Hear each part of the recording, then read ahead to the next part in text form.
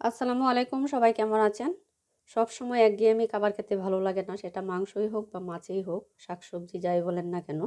তাই ভাবলাম আজকে একটা ঝটপট রেসিপি আপনাদের সাথে একটু শেয়ার করছি আমি যেভাবে রান্নাটা করি। প্রথমে আমি এখানে পেঁয়াজ কুচি নিয়েছি, এটা হাতে মেখে রান্নাটা করব। আর নিয়েছি কেসকি মাছ, কেসকি মাছটাও ভালো করে ধুয়ে একদম পরিষ্কার করে নিয়েছি, এগুলো দেশি কেসকি।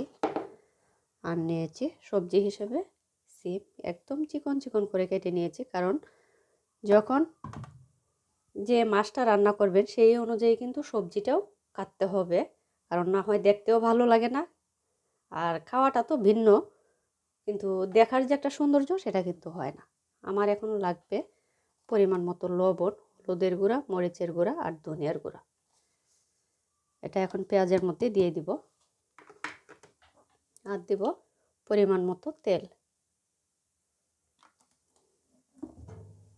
এখন এটা ভালো করে মশলাটা পেঁয়াজের সাথে মিশিয়ে নেব।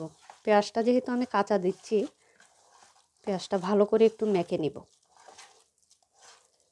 কারণ আমাদের এখানকার পেঁয়াজগুলো খুব শক্ত, সহজে গলতে চায় না।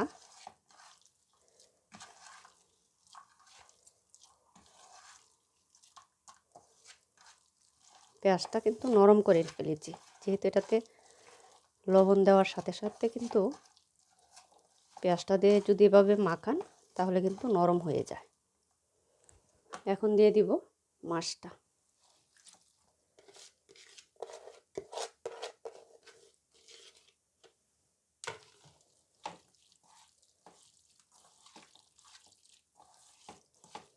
অনেক দিন হয়ে গিয়েছে কেসকি মাছ খাওয়া হয় না।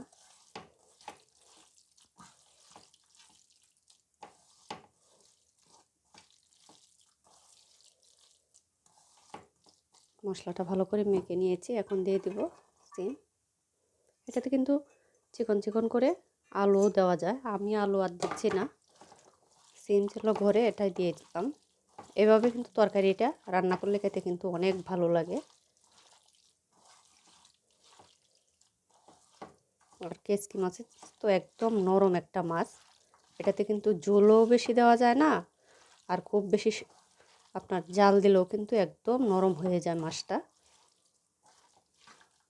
যেরকম মাছ সেই রকম সবজি। এখন অল্প করে একটু পানি দিয়ে চুলায় বসিয়ে দিব। দেখুন একদম অল্প একটু পানি দিয়েছি, কারণ এটা খুব বেশি পানি দিতে হবে না, আর যখন জালটা উঠবে তখন কিন্তু মাছটা থেকেও একটু পানি বের হবে। এতটুকুই দিয়েছি যাতে সিমটা সিদ্ধ হয়ে যায়। এখন আমি এটা ঢেকে চুলাটা অন করে দিব। তরকারি কী অবস্থা, জাল উঠে গিয়েছে। এখন আলতো হাতে একটু নেড়ে চেড়ে দিব।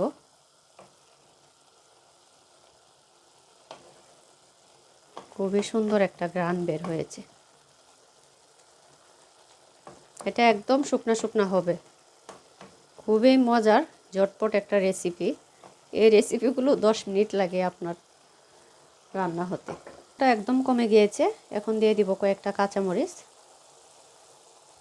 তাহলে সুন্দর একটা ঘ্রাণ আসবে।